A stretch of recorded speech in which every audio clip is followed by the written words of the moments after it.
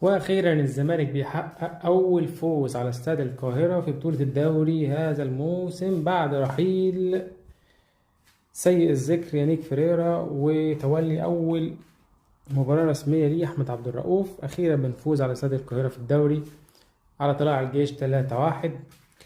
الفريق بدأ المباراة في أول 10 دقايق سجلنا الهدف. الفريق كان كويس، بعدين بعد إصابة للأسف خوان بيتزيرا الفريق تراجع.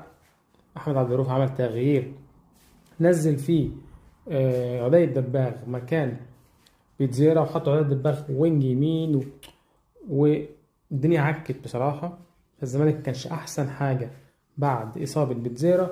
الشوط التاني عبد الرؤوف عمل تغييرات كويسة، حسن شكل الفرقة. أخيرا بنشوف مدرب بيعمل تغييرات بتحسن شكل الفرقة. الزمالك اتقدم التاني والتالت